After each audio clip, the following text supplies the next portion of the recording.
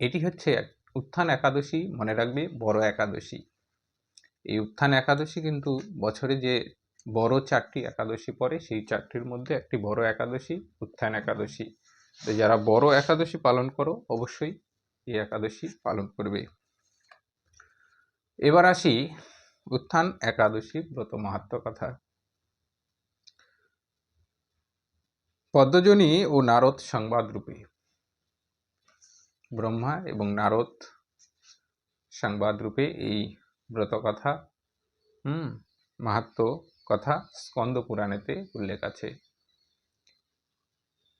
যুধিষ্ঠির কহিলেন, ওহে যদুপতি, শুক্লা কার্তিকেতে যে একাদশী তিথি নাম ও মাহাত্ম্য তার কহ দামোদর, শ্রবণে বাসনা করে আমার অন্তর। শ্রীকৃষ্ণের প্রতি যুধিষ্ঠির করুণ সুরে জিজ্ঞেস করলেন যে শুক্ল দ্বাদশীতে, কার্তিকের শুক্লতে যে একাদশী তিথি, সেই একাদশীর কথা আমাকে একটু শ্রবণ করান। কৃষ্ণ কহেন, তবে শোনো হে রাজন, ব্রহ্মা ও নারদ বার্তা কহিব এখন। শ্রীকৃষ্ণ তখন যুধিষ্ঠিরকে ভালোবাসার সহিত জানালেন যে শুনুন, ব্রহ্মা এবং নারদের সংবাদ তোমাকে আমি ব্যাখ্যা করছি। দেবর্ষির প্রশ্নোত্তরে কহে পদ্মজনী, কার্তিকের শুক্লা একাদশী প্রবোধিনী। দেবর্ষি নারদের প্রশ্নের উত্তরে কিন্তু ব্রহ্মা বলেছিলেন যে হে নারদ, এই কার্তিকের শুক্লা একাদশী হচ্ছে প্রবোধিনী একাদশী, প্রবোধিনী বা উত্থান একাদশী। উত্থান নামে সর্বপাতক নাশিনী, পুণ্য সংবর্ধিত করে মুক্তি দায়িনী। এই একাদশী পাতক নাশিনী, সর্বপাতক নাশিনী এবং মুক্তিদায়িনী একাদশী। নিষ্ঠার সহিত এই ব্রত উপবাসে ভবের দুর্লভ বস্তু লভে অনায়াসে। ভক্তি সহকারে যদি কেউ এই উত্থান একাদশী ব্রত পালন করে থাকে, ভবের দুর্লভ বস্তু কিন্তু অনায়াসে লাভ করে থাকে। এই একাদশী ব্রত ভক্তিতে পালনে কখনো বঞ্চিত নহে সর্ববিধ ধনে। ভক্তি সহকারে এই একাদশী ব্রত পালন করলে সর্বধন তার লাভ হয়ে থাকে। রাত্রি জাগরণ করে শ্রীহরিবাসরে, তুলা রাশিবত সর্ব পাপ ভস্ম করে। তুলাতে যেভাবে আগুন লাগিয়ে দিলে যেরকম ভস্ম হয়ে যায়, ঠিক সেরকম সমস্ত পাপ রাশি এই প্রবোধিনী বা উত্থান একাদশী ফলে কিন্তু পাপ রাশি ভস্ম হয়ে যায়। এই ব্রত উপবাসে মানব সকল লাভ করে সর্ববিধ তপস্যার ফল। সর্ব তপস্যার ফল লাভ হয়ে থাকে এই একাদশী পালনে। তাই যথাযথভাবে এই ব্রতের পালনে আশাতীত ফল লাভ জানিবে কমনে। তাই আশা অতীত, মানুষ আমরা যে আশা করে থাকি সেই আশা থেকেও কিন্তু অতীত ফল লাভ হয়ে থাকে এই একাদশী ব্রত পালনে। জিজ্ঞাসে দেবর্ষিপাদ, ওহে প্রজাপতি, একে নিবেদন মম আশয়ে সম্প্রতি। তখন দেবর্ষি নারদ জিজ্ঞেস করছেন যে হে ব্রহ্মা, হে প্রজাপতি ব্রহ্মা, একটা প্রশ্ন আমার আছে। কি প্রশ্ন? একবার ভোজন বা রাত্রিতে ভোজন কিংবা পূর্ণ উপবাসে ব্রতেরও সাধন। বিবিধ ব্রতির তবে যেই ফল পৃথক পৃথক ভাবে বলুন সকল। হরিবল হরিবল। অনেকেই ব্রত একবারে উপবাসই থাকতে পারে না। তাই নারদমুনি জিজ্ঞেস করছে যে হে প্রভু, একবার ভোজন কেউ রাত্রিতে ভোজন করে, কেউ পূর্ণ উপবাসে ব্রত করে, তো এইভাবে যারা আলাদা আলাদাভাবে ব্রত উপবাস করে থাকে, এই উত্থান একাদশী ব্রত এই আলাদা আলাদাভাবে উপবাস থেকে যদি ব্রত করে তাদের কি কি ফল লাভ হয় একটু সবিস্তারে বলুন। তদুত্তরে পদ্মজনী কহে তপোধন, আজন্ম পাতক না সে বারেক ভোজনে। কেউ যদি উপবাস না থাকতে পারে একদম নিরাহার না থাকতে পারে, বারেক ভোজন করেছে। অনেকেই আমরা ফলমূল প্রসাদ পেয়ে থাকি, অনেকে নিরাহারে উপবাস করে থাকে। তো বারেক সামান্য কিছু যদি ভোজন করে থাকে, তার কি হয়, আজন্ম যে পাপ করেছিল সেই পাপ নাশ হয়ে থাকে। দিবসেতে অনাহার, রাত্রিতে ভোজন, 2 জন্ম পাপ হয় বিমোচন।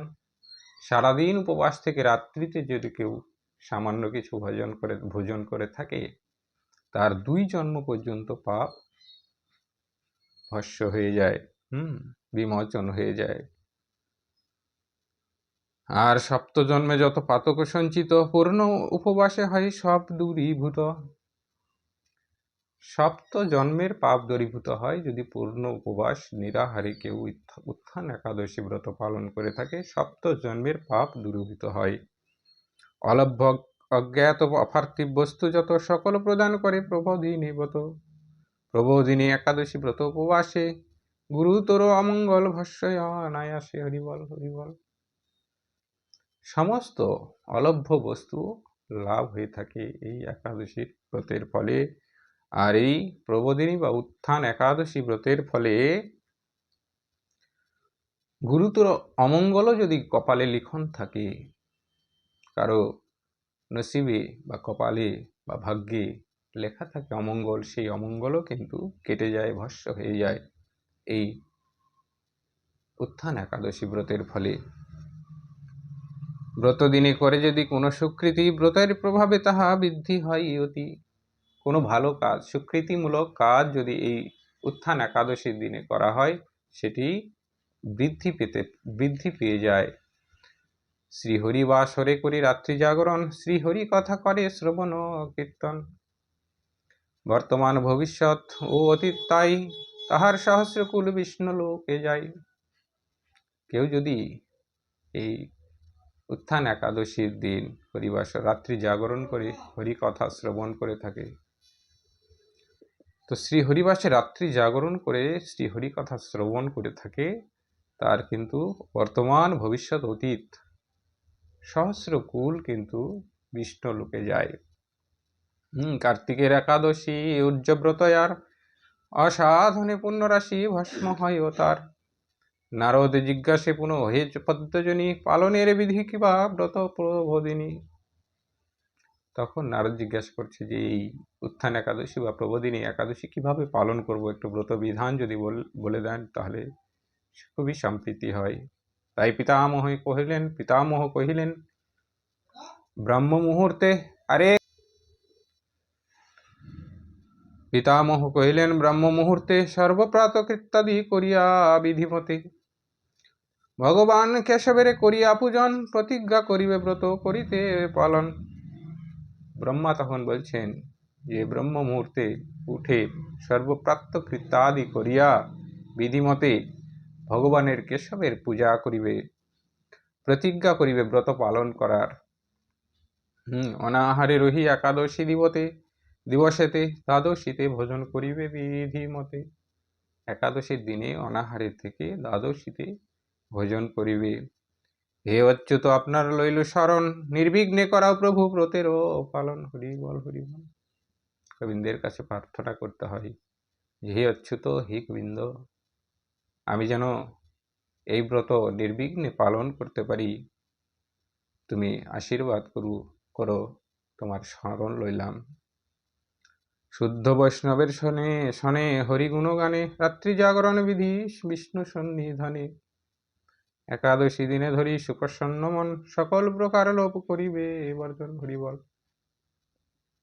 তো কোনো শুদ্ধ বৈষ্ণবের কাছে পাঠ, গীতা পাঠ, ভাগবত পাঠ, হরি কথা শ্রবণ করে রাত্রি জাগরণ করে যদি এই একাদশী সকল প্রকার লোভ বর্জন করে করতে পারো, অতি প্রসন্ন হয় গোবিন্দ আমার।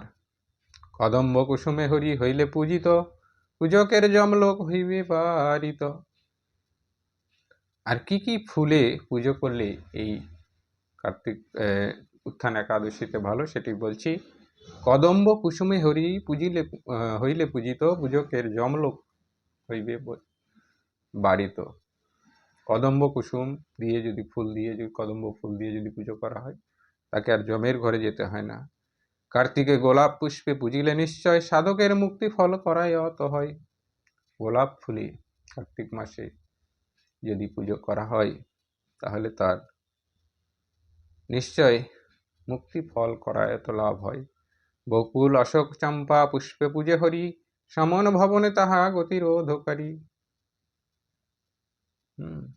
বকুল ফুল, অশোক ফুল, চম্পা ফুলে পুজো করলে এই সমনের ঘরে আর যেতে হয় না। পাঠ বা শ্রবণে প্রবোধে নিবত কথা, গোশাস্ত্রদান ফল লভিবে সর্বদা। আর এই উত্থান একাদশী বা প্রবোধিনী একাদশী ব্রত কথা যদি পাঠ বা শ্রবণ করে থাকো, তাহলে গো সহস্র দানের ফল লাভ হয়। হরে কৃষ্ণ। সবাইকে অনেক অনেক ধন্যবাদ সঙ্গে থাকার জন্যে।